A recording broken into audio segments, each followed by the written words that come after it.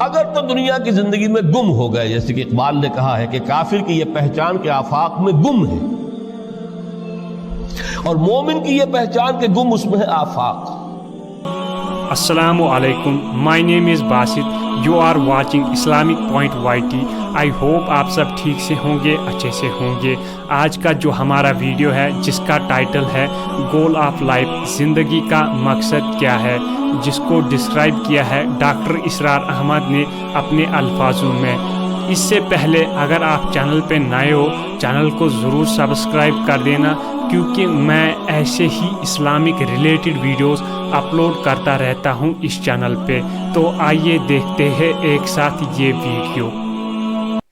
ابتدائی دور ہے، بالکل بچہ ابھی ہے، کھیل بس لائف، اس کے سوا اسے کوئی زندگی سے سروکار ہی نہیں، زندگی کے تلخ حقائق ابھی اسے معلوم نہیں۔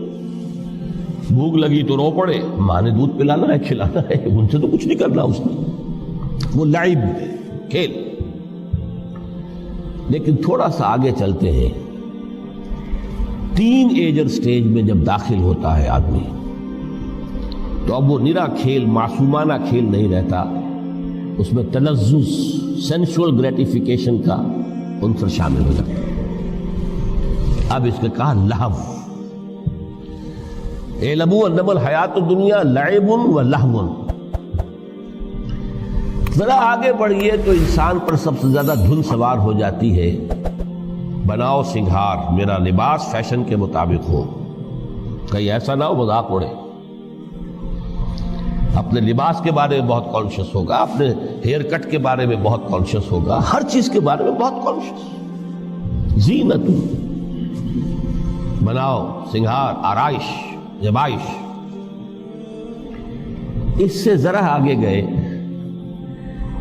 تکاثر فی الاموال والاولاد، تفاخر بینکم۔ یہ سمجھیے کہ تقریباً 30 برس کی عمر جب انسان کی ہوتی ہے، اب فخر، تفاخر، یا دولت پر فخر ہوگا، یا نسب پر فخر ہوگا، یا اپنی کسی سیاسی حیثیت پر فخر ہوگا، اپنی چودراہٹ پر فخر ہوگا۔ تفاخر بینکم،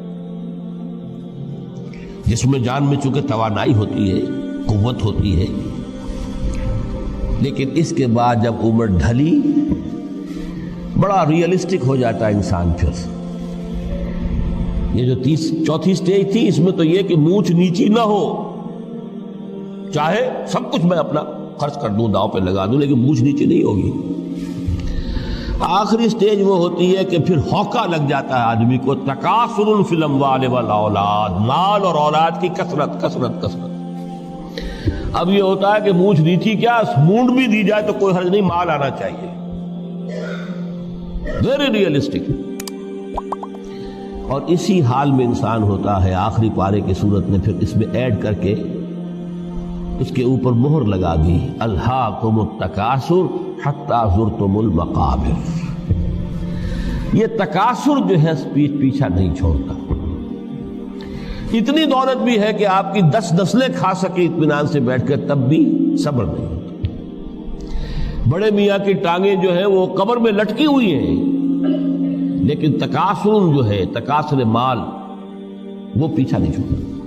حتی زرتم المقابر، یہاں تک کہ قبر تک جاؤ، قبر میں اتار دیا جائے، جب تک ٹانگیں صرف لٹکی ہوئی ہیں اس وقت تک نہیں۔ اس کے بعد تشبیہ دی ہے کہ یہ حیات دنیاوی کا جو ایک سائیکل ہے، اعلموا انما الحیات الدنیا لعب و لہو و زینت و تفاخر بینکم و تکاثر فی الاموال والاولاد۔ اب اس کو کمپیئر کیا ہے پلانٹ کنگڈم میں جو سائیکل چل رہا ہے۔ یہ ہمارا سائیکل ہے 60-70 برس کا، بچہ پیدا ہوا، خوشیاں منائی گئی، پھر وہ لڑکپن سے، پھر ٹین ایجر سٹیج سے، پھر جوانی ہے، پھر ادھیڑ عمر ہے، اور پھر بڑھاپا ہے، اور پھر قبر میں اتارا جانا ہے۔ لیکن یہ کہ پلانٹ کنگڈم میں سائیکل چلتی ہے، کمثل غیث اعجب الکفار نباتہ ثم یہیج فتراہ مصفرا ثم یکون حطاما۔ یہ 4 سٹیج ہیں۔ جیسے بارش برستی ہے، تو سبزہ نمودار ہوتا ہے، اور کاشتکار کو بڑا اچھا لگتا ہے، اس نے بیج بویا تھا، اس نے محنت کی تھی، اس نے ہل چلایا تھا، اعجب الکفار نباتہ، اس کو بہت اچھا لگتا ہے، دل باغ باغ ہو جاتا ہے، جیسے آپ کے یہاں بیٹا ہوا پوتا ہوا خوشیاں مناتے ہیں۔ کمثل غیث اعجب الکفار نباتہ ثم یہیج، پھر وہ فصل اپنی پوری قوت کو پہنچتی، فصل لہرا رہی ہے، فتراہ مصفرا، پھر وہ زرد ہو جاتی ہے، وہ ہریاول اب ختم ہوئی، اب فصل پک گئی ہے، اب وہ زردی پر آ گئی ہے۔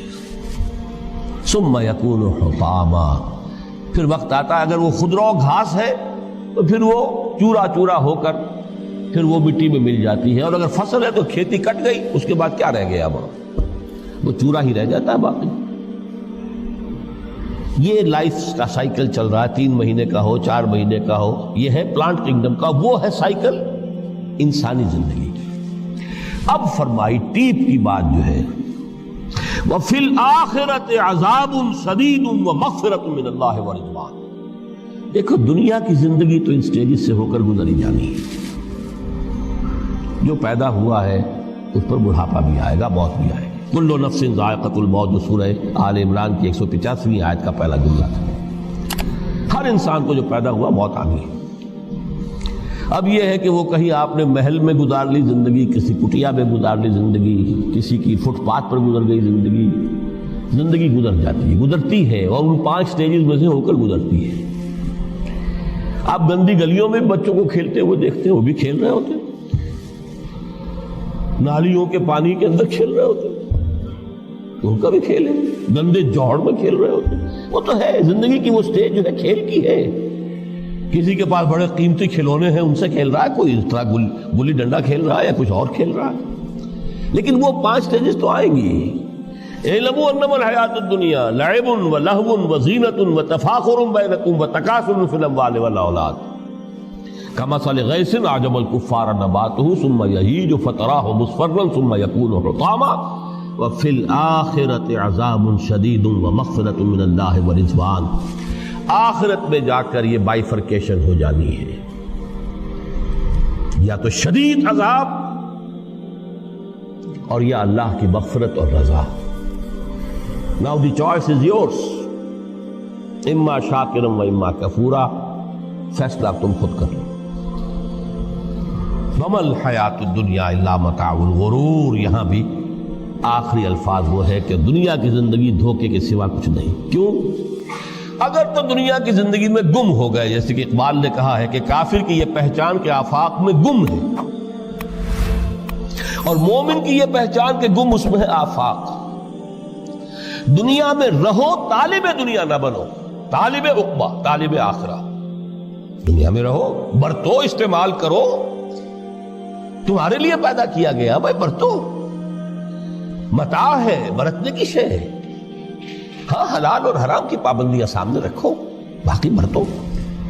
مطلوب یہ نہ ہو، مقصود یہ نہ ہو، مطلوب آخرہ ہو۔ انما الدنیا خلقت لکم وانتم خلقتم للآخرہ۔